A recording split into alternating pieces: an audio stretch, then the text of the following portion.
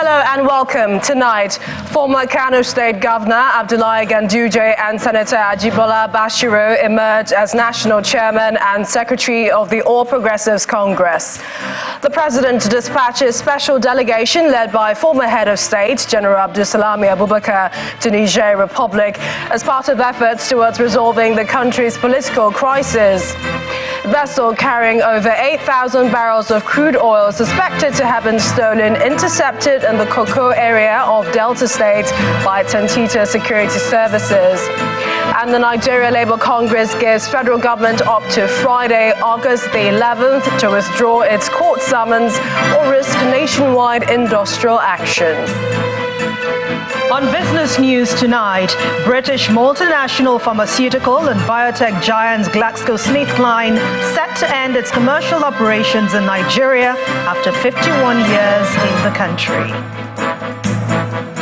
On sports news tonight, for the first time, reigning women's Afrobasket champions Nigeria's Tigers qualify for a record fourth consecutive final at the FIBA Women's Afrobasket after a convincing win against host nation Rwanda.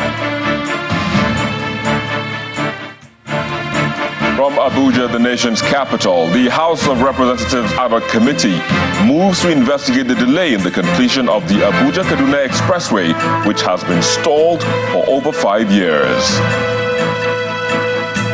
And in international news from London, North Korea has confirmed custody of Travis King in its first response to requests for information on the US soldiers' whereabouts. It's now official. Former Kano State Governor Mr. Abdullahi Ganduje is the new national chairman of the All Progressives Congress. The party has also chosen former Senate spokesperson Mr. Ajibola Bashiru from Osun State as its national secretary.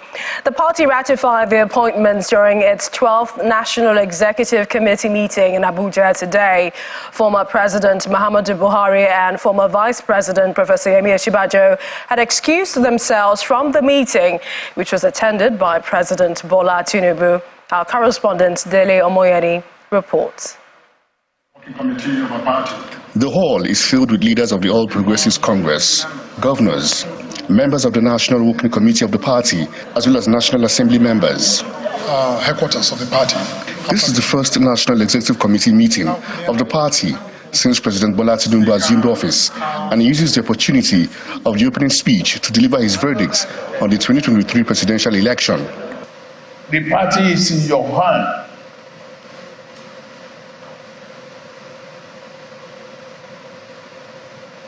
But let's redirect this party. Let's show the rest of the country that we are a party united for a purpose, and that purpose, development, progress, and prosperity, will not forgive us if we fear of that path. We honor their wishes, but we coasted to victory. It is an honorable thing. Yes, we are facing challenges in court, and I say this is one of the most free and fair elections in the history of Nigeria. The meeting then proceeds into a closed-door session to ratify the appointments for the seat of the national chairman and the national secretary. For the unanimous support by the members on the appointment on the election of His Excellency Abdullahi Umar Ganduje as the National Chairman of the All Progressives Congress, APC, and Senator Basiru Ajibola as the National Secretary of the All Progressives Congress, APC.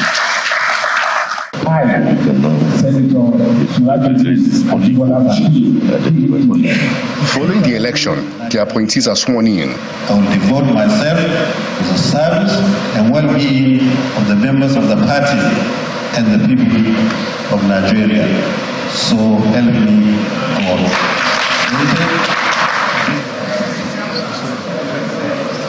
God. In his acceptance speech, Mr. Ganduje vows to enthrone internal democracy within the party. Some important reforms will be carried out in the party in line with the current political landscape. This will include 1. Using retired technology, membership, registration into our party.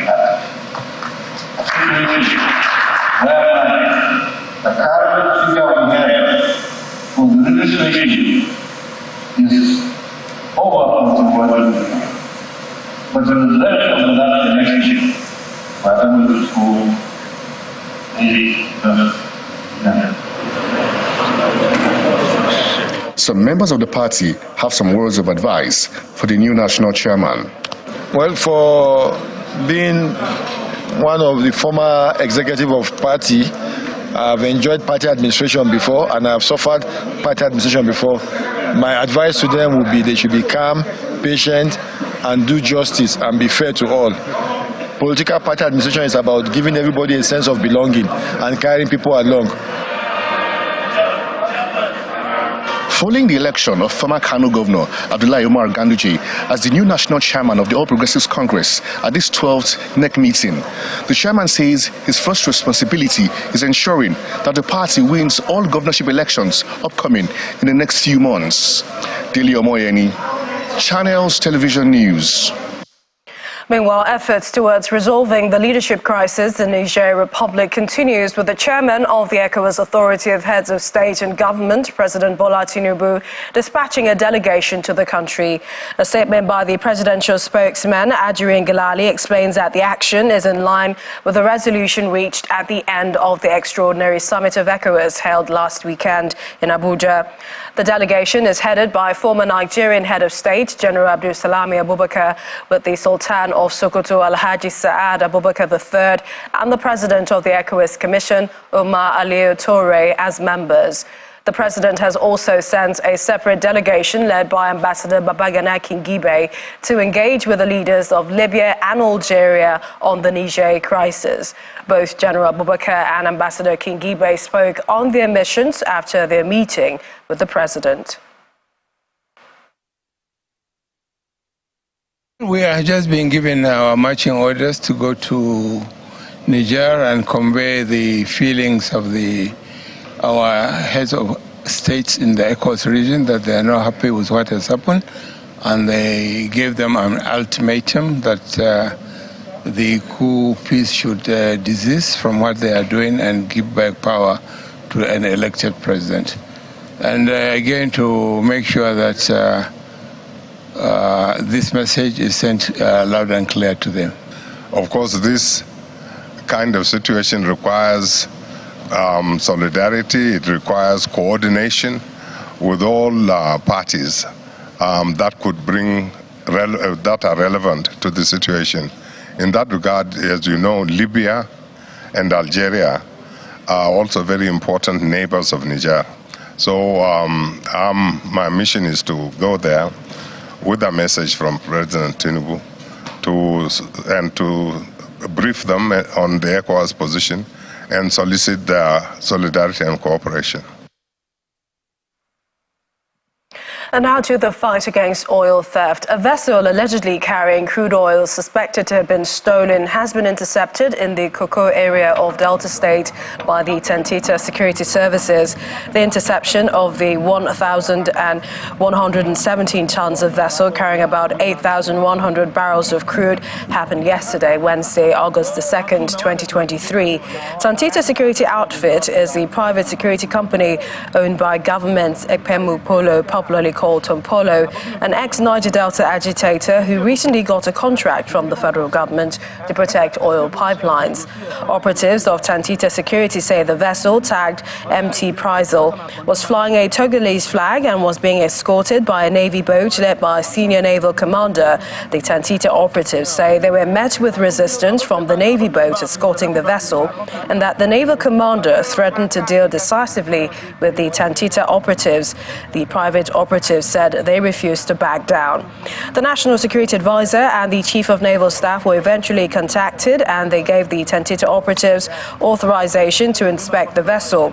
Upon entrance into the ship, the security company say they noticed that the vessel was authorized to carry products by the Navy, but did not have any approvals from the Nigerian Midstream and Downstream Petroleum Regulatory Agency for the said voyage. However, the vessel is said to have naval clearance without necessary authorization from relevant agency of government.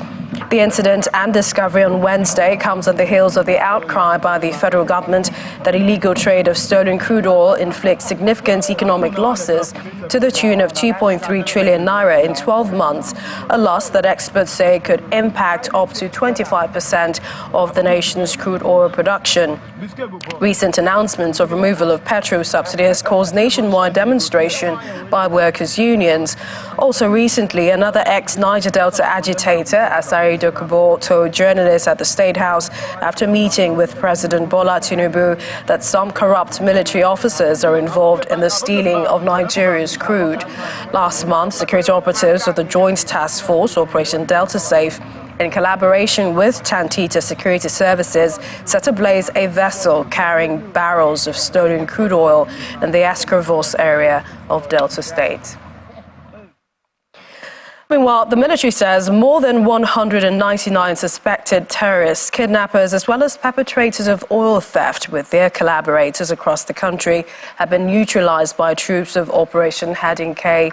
This was made known in Abuja by the Director of Defense Media Operations, Major General Edward Buba, during a press briefing on the ongoing military operations. He said that the troops, in conjunction with hybrid forces, carried out the operations in the last 2 weeks. And the face-off between the federal government and the organized labor movement may be far from over, as the leadership of the Nigeria Labour Congress, NLC, has given the federal government up to Friday, August the 11th, to withdraw its court summons or risk a nationwide industrial action. The decision to embark on an indefinite strike is part of the 6-point resolutions of the NLC at its National Executive Council meeting in Abuja. In a statement, the union explained that it has also directed all its members to go on a total strike each time its leadership is summoned to court. According to the statement, the NLC will embark on an indefinite strike Monday, August 14th, if the Ministry of Justice refuses to withdraw the summons. The statement also notes that the union has suspended its protests following the intervention of the National Assembly and the President.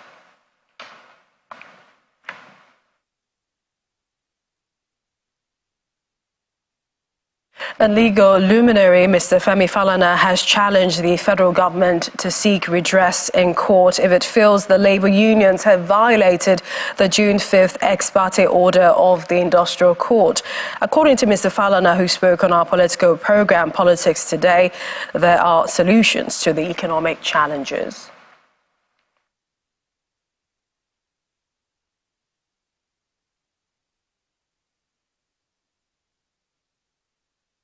We'll return to that story a little later. To legal matters, a court party has closed its case at the Rivers Governorship Election Tribunal after fielding 10 witnesses. One of the witnesses, Channels Television, who was subpoenaed to lay as exhibit video of the declaration of the election result. The party is challenging the emergence of Siminalayi Fubara as governor in the governorship election. At the resumed hearing, the 10th witness, who is a subpoena witness, Moses Salvation, a state collation officer, told the tribunal that different ballot papers were found in some of the local government areas.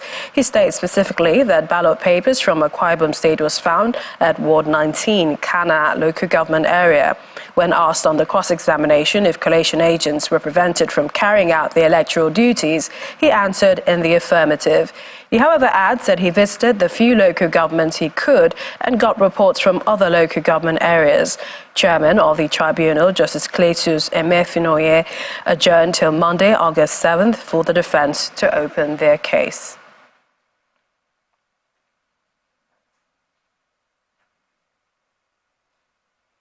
In part two, after the break, the House of Representatives ad hoc committee moves to investigate delay in the completion of the Abuja-Kaduna Expressway, which has been stalled for over 5 years. That's in a moment.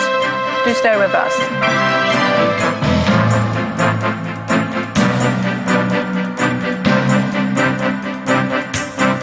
Welcome back. If this has joined us, you're watching the news at 10, coming to you live from Channels Television. A reminder of our top stories. Former Kano State Governor Abdullahi Ganduje and Senator Ajibola Bashiru emerge as National Chairman and Secretary of the All Progressives Congress. The President dispatched a special delegation led by former Head of State General Abdul Salami Abubakar to Niger Republic as part of efforts towards resolving the country's political crisis. Vessel carrying over 8,000 barrels of crude oil suspected to have been stolen intercepted in the Kokur area of Delta State by Tantita Security Services. And Nigeria Labour Congress gives federal government up to Friday, August the 11th, to withdraw its court summons or risk a nationwide industrial action.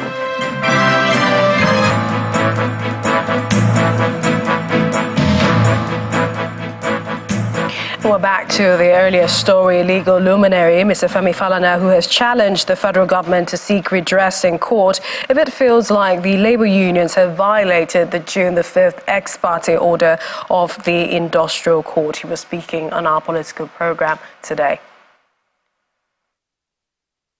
NSA and TUC have not violated the ex parte order of the National Industrial Court issued on the 5th of June this year. In the first place, the ex parte order is not supposed to last indefinitely and tie the hands of labor perpetually. But what we have done is to make it clear that what labor did yesterday and what the labor movement intends to do until that order is lifted is to engage in protests, rallies, public meetings, which are not prohibited by the court. The court simply ordered workers not to embark on strike. Workers did not embark on strike yesterday. They had peaceful protests all over the country. I'm talking of the labor movement and civil society organizations. Marched peacefully yesterday to express their discontent and their frustration with the economic program of the government. So the question of contempt does not arise, but we have challenged the government, go to court. If they are sure that labor has violated the order, we shall join issues with the government in court. The president made the point abundantly clear that I understand your pain, I feel your pain, but we have no alternatives. That's where I have some problem. There are alternatives to the neoliberal policies that are being implemented. There are alternatives to the economic program. There are alternatives to the peripheral capitalist system being operated in Nigeria. And for me, much as the speech demonstrates the concern of the president, you have to look at the fact that with the ongoing devaluation of the currency through dollarization, whatever amount you give out there will be consumed by inflation. And that has to be examined. We must reject the insistence of external forces. To other stories now. For those who may not have cited former President Muhammadu Buhari since he handed over power on May the 29th, the visit of the wife of the president, Senator Oluremi Tinubu, has provided a good opportunity for that. Mrs. Tinubu paid today a courtesy visit to the former president at his country home in Daura, Katsina State. A statement from the office of the First Lady says the visit was to check on the former president and thank him for the fatherly support he always gives. The First Lady was accompanied on the visit by the wife of the Vice President, Hajia Nana Shatima, wife of the Governor of Katsina State, Hajia Dikorada, and wife of the Speaker of the Katsina State House of Assembly, Hajia Nasir Daura. In his remark, the former president expressed appreciation to the First Lady for taking out time to visit him. She came to see how I am settling down, and I am settling down very well. Thank you very much. Into aviation now. Investigations have commenced into the accident involving a Jabiru J430 light airplane with registration number 5NCCQ in Lagos on Tuesday. And that's according to the Nigerian Safety Investigation Bureau. The aircraft was on a test flight when it crashed and burst into flames around Oba Akran. Our correspondent Kelly Giga visited the scene of the crash and reports. A viral footage obtained from Tower Alloys shows the moment of the crash in Obakran area in Lagos. And 24 hours after the incident, emergency responders are on the ground to finalize the clearing of the area. Normalcy has returned. Residents and those who have businesses here are still in shock, but remain thankful. My happiness and joy is that they went straight to the incident and make sure no life is lost. Bright and Oluwafemi were the first to respond. They present some demands to the government. Can you see my hand? Fire, can you see my hand? And I have evidence with my phone. Evidence is with me. See my hand, fire. So all those got yesterday, all those the powder of fire extinguisher, I swallow everything yesterday. They come just to say take 1 naira, none. But I beg Governor Sanwo-Olu and our youth president that should help us to talk to Governor. They should do anything they are supposed to do it for us. That you should not forget us, and we need the help, so you should not forget us. It's not leave us like that, so you should come and rescue us or help us too, and God will bless him. As we continue our coverage, men from the Nigerian Safety Investigation Bureau arrive at the scene of the incident. We are forced to secretly film, as we are told they are not allowed to grant interviews. On what could have possibly caused the crash, aviation experts and MD of Africa International Limited, Captain Shehu Yar, declines comment, citing professional ethics. The incident or accident that is under investigation by the Accident Investigation Bureau, you are not supposed to make a comment, either positive or negative, till they finish. And normally when they finish, they come out with a report that is going to be useful to tell you what happened and what to avoid so that it doesn't happen again. So for now, no professional will give you an opinion about it. It's unfortunate, it's sad, it has happened, but we are lucky it's not fatal. I am at the exact spot where the crash occurred, and I can tell you that the crash could have been more devastating for many reasons. Let me tell you why. The first is that a gas pipeline runs underneath these gutters here, and we can confirm that because we have 2 signposts that confirms that indeed there is a pipeline that runs underneath this gutter. This pipeline here runs through to a gas plant at the back of this street, just a few meters away from here. And we can also tell you that there's also a gas station just to my right here. We can confirm indeed that we have factories on this area, and we understand these factories are run by this gas that is supplied by this gas plant. So it could have indeed been more horrific if there was a spread of fire.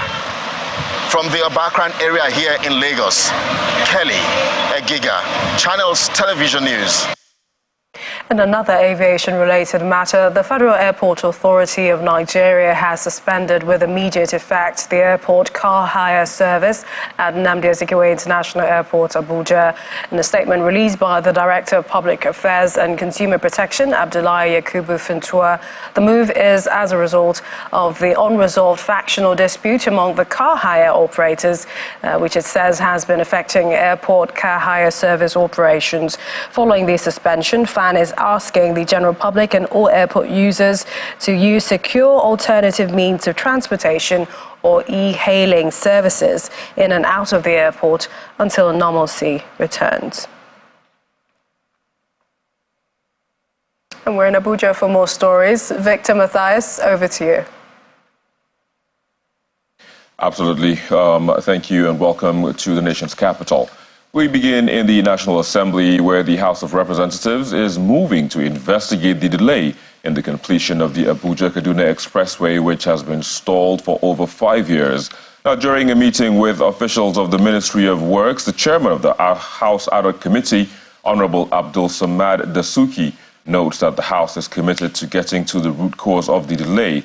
The House leadership had earlier set up an ad hoc committee with a 5-week mandate to complete the investigation on the stalled project. The House of Representatives Ad hoc Committee summoned officials of the Ministry of Works over the delay in the completion of the Abuja-Kaduna Expressway. Your own updated presentation. The chairman of the committee observes that the project was awarded in 2018. Before us here is a matter of concern to the House of Representatives and Nigeria. To that effect, a motion with regards to the completion of the Kaduna or Abuja to Kaduna to Kano Highway was brought to the House, where we were mandated to sit down with the relevant agencies and report back to the House within 4 weeks the reason why we have delay in the completion of that road. The total contract sum, if you look at it, revised 355 billion, and so far 125 billion released, and only 20% of the work is being done. The ministry had earlier set the first quarter of 2024 as the completion date for the 375.9-kilometer dual carriageway, which extends to Kano. The permanent secretary in the ministry, Mahmouda Maman, gave an update on the state of work on the road and blames the stalled project on lack of funds and insecurity. Kano Dual Carriage Expressway was among the first that I also inspected upon my assumption in the ministry.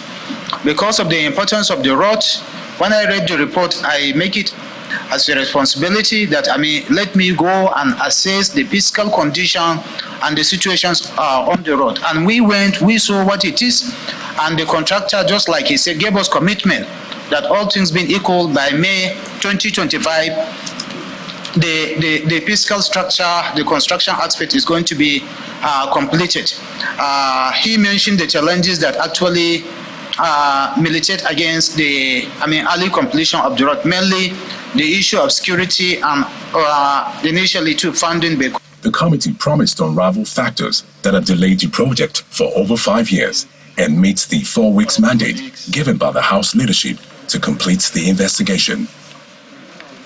In Edo State, Governor Godwin Obaseki says the Museum of West African Arts being set up in Benin City will be a game changer in the creative arts industry in the country. Governor Obaseki, who inspected the level of work at the project site in the state capital, added that besides boosting the economy, the museum is expected to create about 30,000 direct and indirect jobs when completed. The creative arts as a basis for diversifying the economy and creating jobs for young people in this country. We can no longer rely on revenues from oil proceeds from Abuja. We have to look inwards and see what competitive or comparative advantage we have as a people, and how do we leverage those advantages to create an economy that will help us grow our GDP. In terms of just direct employment of people in this facility, it will be in excess of 625 people. In terms of indirect employment, you are looking at almost 30,000 people that will be employed as a result of this infrastructure we are building. What exactly is this infrastructure? It's a research facility. It's a storage facility.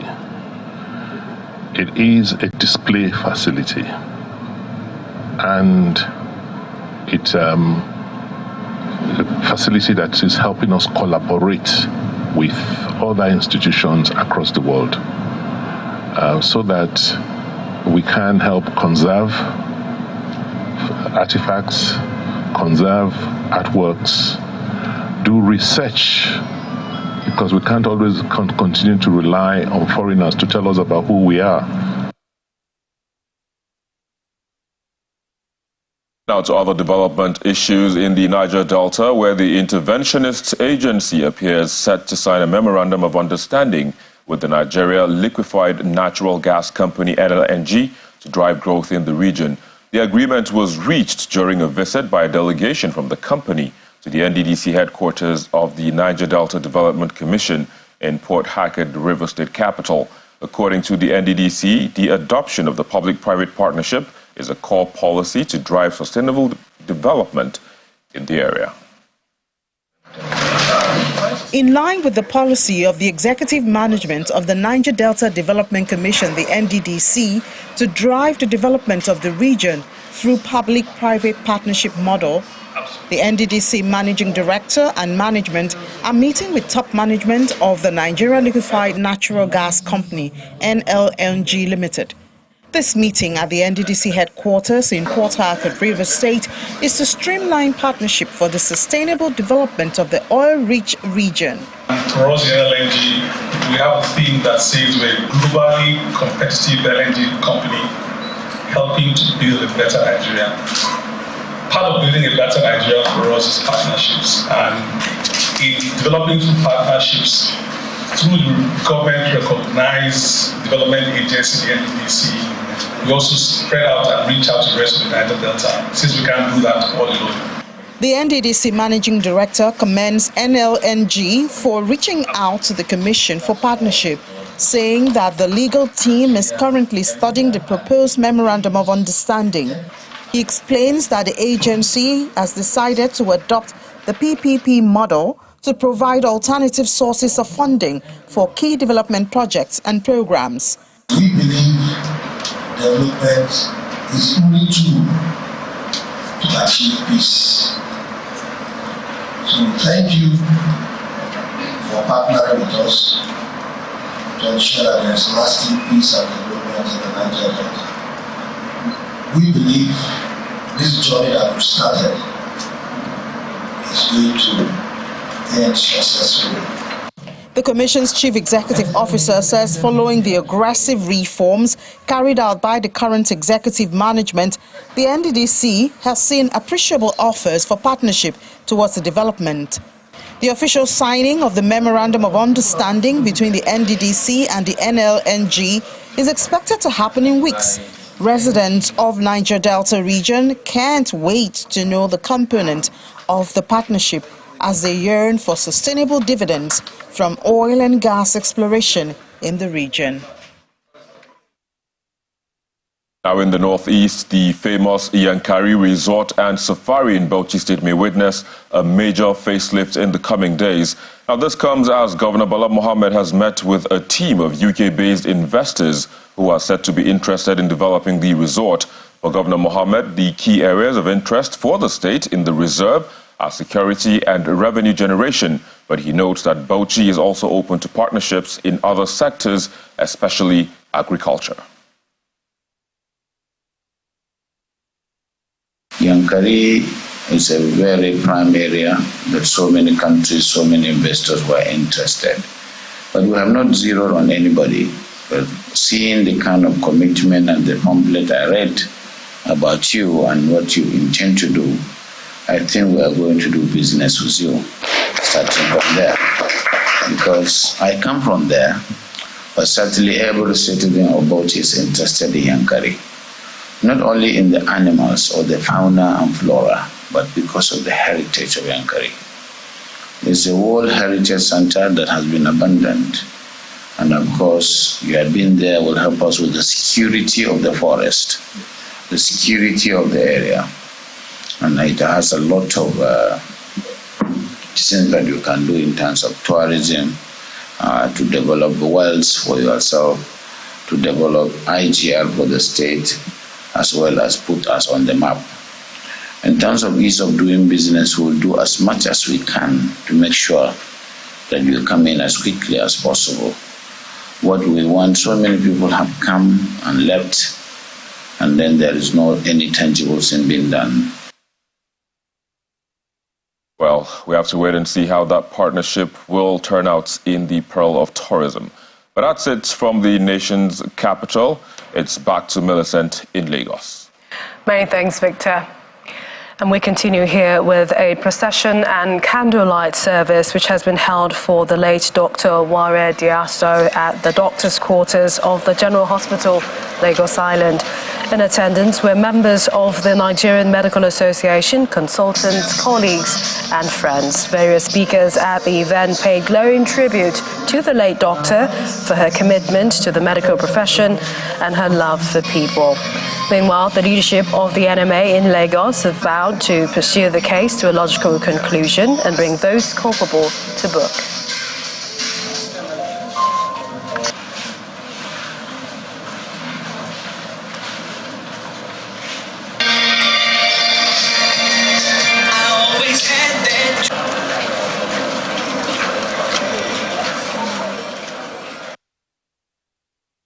We just finished procession for our dear sister, Dr. Diaso, that passed on the 1st of August. We just finished, and NMA Lagos is setting up its own investigative panel that will start working from tomorrow.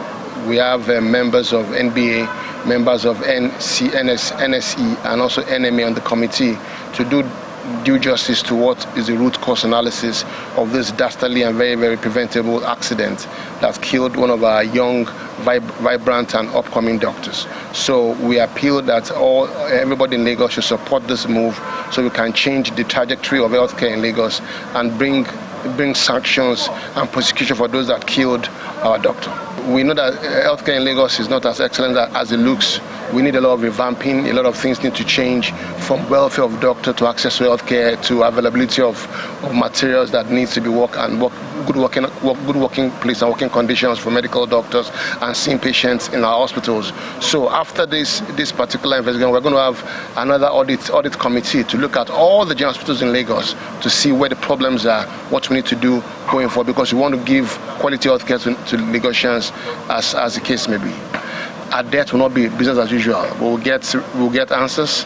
People will go to jail. People that are responsible will go to jail. We'll get names. We'll shame them, and this will be the end of this kind of preventable death in our healthcare system.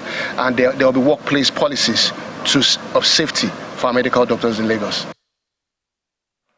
Our thoughts and prayers are with the family of the dearly departed. To some company news now. Verve International, a Pan-African and multinational financial technology and payment card brand owned by InterSwitch Group, has unveiled the 4th edition of its Verve Good Life promo in Lagos, Nigeria. The company says the promo is its own way of extending support to Nigerians and making them believe in their dreams of living a good life, regardless of the present economic situation in the country. Verve appeared not to be relenting in its commitment in giving the good life to its customers as it unveils Verve Good Life Promo 4.0.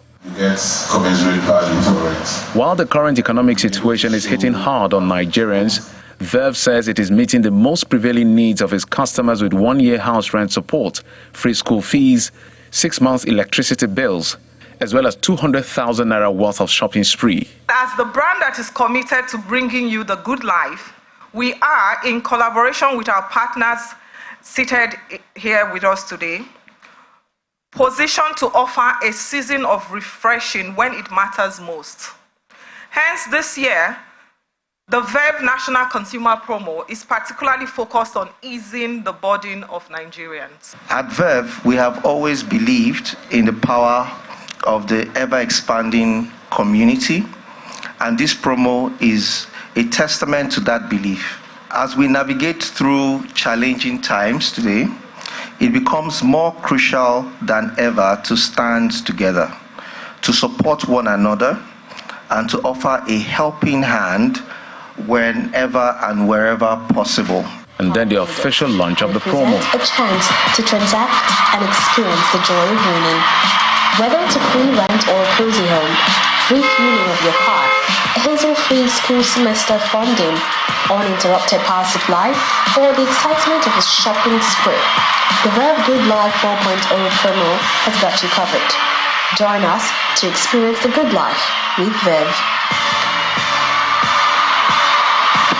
This promo is open to all Verve card users, giving them the chance to win exciting prizes when they transact at least twice weekly with a Verve card on automated teller machines, that's the ATMs, point-of-sale POS terminals, and online platforms.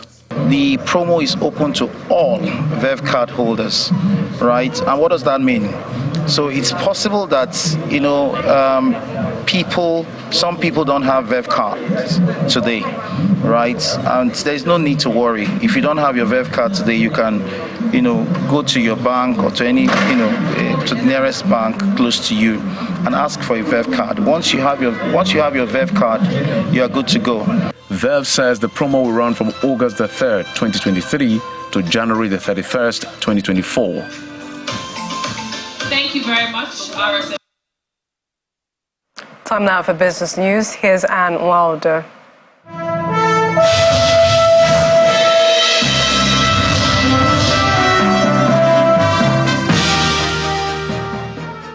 Thank you, Millicent. Hello and welcome to Business News. After 51 years of operation in Nigeria, British pharmaceutical giant GlaxoSmithKline GSK has now announced plans to end its prescription medicines and vaccines business in the country. In a statement sent to the Nigerian Exchange Limited, the multinational pharmaceutical company, which was incorporated in Nigeria in June 1971 and commenced business the following year, says it will transition to a third-party direct distribution model for its pharmaceutical products.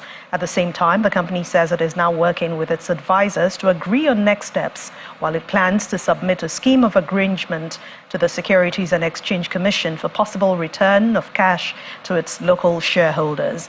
GlaxoSmithKline, which was formerly branded as Abicam at its incorporation, is well known for products like Panadol, Ribena, Lucozade, Maclean's, Andrews liver salt, among other products. As part of commitments to reducing carbon footprints and in line with the President's directive to provide cheaper alternative fuel to motorists, the Nigeria National Corporation Company Limited has now announced a strategic partnership with NIPCO Gas Limited to develop compressed natural gas stations. The Group Chief Executive Officer of NNPCL, Melekiari, says the collaboration aims to expand CNG infrastructure, improve access to CNG, and accelerate the adoption of cheaper and cleaner alternative to fuel for all vehicles. Once fully operational, the stations can service our over 200,000 vehicles daily, thereby significantly reducing the cost of automobile fuel to Nigerians and reducing the cost of transportation. The project will be rolled out in phases. The first phase, comprising of 21 CNG stations, will support intra-city transportation and be ready by the first quarter of 2024. While the second phase, comprising 35 CNG stations, will support intercity transportation and will be ready in 2024 also. This will be further complemented by the additional 56 stations to be deployed by NNPC Retail across the country. NIPCO Gas is currently operating 14 CNG stations across Nigeria and has converted over 7,000 vehicles to run on CNG. NIPCO's technical competency and field experience will bolster this initiative's success and amplify its positive impact on the nation's economy. This initiative would leverage Nigeria's abundant natural gas resources to bring multiple benefits to Nigerians, including access to cheaper fuel, reduce cost of transportation, reduce carbon emissions, create new businesses, and chains and streams of job opportunities that will unfold.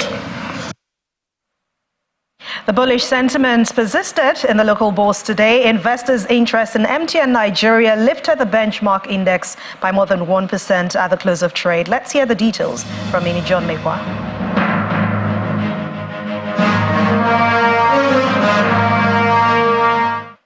Well, thank you so much, and good evening, everyone. Welcome to the Stock Market Report. I'm glad to say that we are back to the 65,000 level. A second positive session at the NGX has given the bull a firmer hold at the NGX. So let's look at the numbers now. Looking at the all share index, it's 1.55%, much better than what we had yesterday. And that's the 65,000 that we are celebrating, 65,263.06. Market cap back to 35.5 trillion naira. Now, taking advantage of the drop in prices, that's what investors did. And they feasted on a whole lot of stocks, starting with the most liquid. That's when we're looking at the counters now. The banking stocks, they got a lot of positive attention today. The figures all gained. So it's not a surprise that banking is up 3.19%. Another counter that has been very positive today is consumer goods, 2.24%. And that's thanks to Dangote Sugar. Dangote Sugar gained yesterday, gained again today, retaining that positive. It gained 3 naira 25 kobo to close at 35 naira 90 kobo. Nigerian breweries also added to that. But guess who really moved the market today? There you have MTN Nigeria. So if you invested in MTN Nigeria just today, each of your stocks gained 17 kobo. And MTN Nigeria moved 310 million naira around the market. That's the value of its trade today. Kudos to MTN Nigeria for moving the market and keeping the ball on the floor of the NGX. We'll see what will happen tomorrow, final trading day of the week.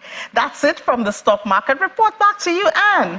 And that's business news tonight. Thank you for watching. I'm Anne Nwawadu. The rest of the news at 10 continues now with Millicent. Thanks, Anne. Former U.S. President Donald Trump has pleaded not guilty at a Washington, D.C. court during his third appearance as a criminal defendant in 4 months, denying charges of conspiring to obstruct and overturn the 2020 election result. Today, he appeared before Magistrate Judge Obdayaya. Another judge, Tanya Chukken, will handle the criminal trial at a later date. Here's Simon Pusey with other international stories and around the world in 5. Good evening and welcome to the Channel studios here in London with your international news around the world in 5. North Korea has confirmed custody of Travis King in its first response to requests for information on the US soldier's whereabouts. The 23-year-old private dashed across the border from South Korea on the 18th of July while on a guided tour. The United Nations command said it would not give more details about Pyongyang's response at this time, saying it did not want to interfere with the efforts to bring him home. However, the reply indicates Pyongyang could be ready to start negotiating. The United States has ordered the partial evacuation of its embassy in Niger following last week's coup. Hundreds of foreign nationals have already been evacuated from the country, and on Sunday the French embassy was attacked by protesters. Par devoir envers le peuple nigérien et conscient de la gravité du moment que vit notre pays. Coup leader General Chani has warned against any interference in the internal affairs of the country. We remain committed to the people of Niger and our relationship with the people of Niger, and we remain diplomatically engaged at the highest levels. That's something that will continue. I will also say that the safety and security of our personnel and of U.S. citizens overseas is our highest priority. We constantly monitor events on the ground and make decisions based on what's appropriate to safeguard our personnel. We're monitoring the situation on the ground and making the decisions we need to ensure their security now, but I don't have any further announcements at this time. The self-declared new leader of Niger says the country is on a transitional path to democratic elections, 1 week after he ousted the democratically elected president Mohamed Bazoum. It comes as protests in support of the coup and against sanctions take place to mark Niger's Independence Day, despite an official ban on demonstrations. Protesters are also demanding the departure of French troops which are stationed in Niger to help it fight an Islamist insurgency. The Economic Community of West African States, or ECOWAS, has imposed sanctions on Niger and said it could authorize the use of force if the coup leader does not restore Bazoum's presidency within a week from last Sunday. Fighting continues to be reported in several areas of Ethiopia's Amhara region between local militias and government troops. Clashes are taking place on the outskirts of Gondar, one of the biggest cities in the region. Residents say transport services have stopped with intense fighting around the city's airport. People in Amhara have confirmed that mobile data services have been cut in some of the major cities and towns within the region, including the capital Bahir Dar. There are also reports of prisons and police stations being broken into in some towns. Pakistan's former Prime Minister Imran Khan says the military is petrified of an election which is expected to take place later this year.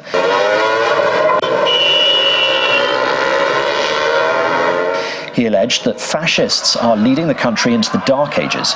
Mr. Khan was elected in 2018, ruled for just under 4 years, and was then ousted in a parliamentary no-confidence vote last year.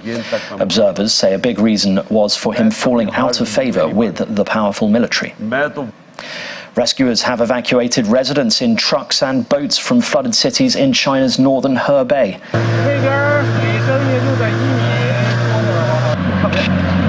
Footage carried by the state broadcaster CCTV showed residents jumping onto rescue boats amid historical flooding in Hebei's Jiaozhou city, where many residents are still trapped in their homes by floodwater.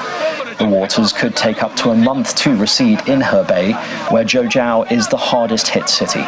As of Thursday, more than 1.2 million people in Hebei had to be taken to safety. And followers of Pope Francis have celebrated as the leader of the Catholic Church held an event for students in Lisbon. Catholics from around the world travelled to join the World Youth Day event at Lisbon's Catholic University. The pontiff then met and spoke with children at a school in Cascais.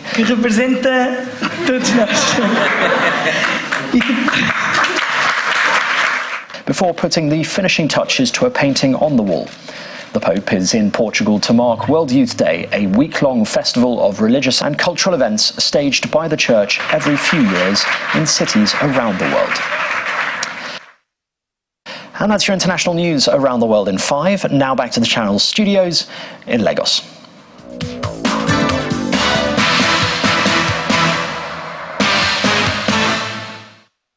Thanks, Simon. We'll begin with a fantastic progress by reigning FIBA Women's Afrobasket champions Nigeria the Tigress, who advanced to a record 4th consecutive final and their 6th in the history of the championship.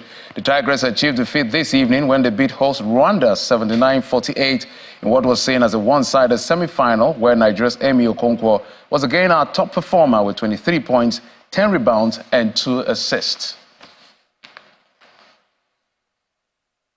After a 2-day break, the Super Falcons returned to training ahead of the round of 16 tie against the Lionesses of England. Our correspondent in Brisbane, Australia, who is covering that event, Cecilia Omorogwe, brings us an update from the camp. It's back to business for the Super Falcons of Nigeria. They begin training after they had 2 days off given by the technical crew. And during these 2 days, they visited the Mount Coot Forest in Brisbane.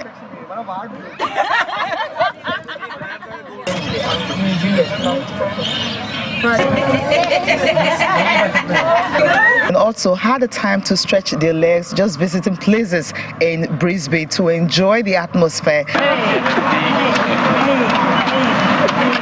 Is it worse than last time? Yeah, we're doing worse. Now they're back in training, ready to go ahead for the game against England, which will be played right here in Brisbane on Monday. And the players are really looking forward to this because for them, England is one of the biggest teams in the world, having won the European Championships just last year. We saw what they did against China. We watched the game and we kind of have an idea of how they play. And we're not going to make the same mistake the Chinese made. So we have a game plan we're working on, on how to, take them on and all of that. And hopefully it's going to work to our own favor. Hopefully we'll come out on top on Monday with the game plan we have. Honestly, I'm just so excited to play them. I obviously know a lot of the players. I grew up playing with a lot of them as well, so I know them more than just teammates but as friends as well. Obviously it was like a different point in my life when I was playing for them, so it's almost, for me it's nice, like 2 different parts of my life kind of coming together to be able to play this game. It's no, I'm really looking forward to it. From the FC Lions Stadium right here in Brisbane, Cecilia Omorogwe for China's Television News. Brilliant, Cecilia. Meanwhile, Morocco have reached the last 16 on their Women's World Cup debut after beating Colombia 1-0. Although the South Americans progress as Group H winners, Anissa Lamari scored the only goal via rebound after captain Gislan Chebak's penalty was saved. And Morocco will face France, while Colombia will play Jamaica in Melbourne. And that's it on Sports News. Millicent is back to you.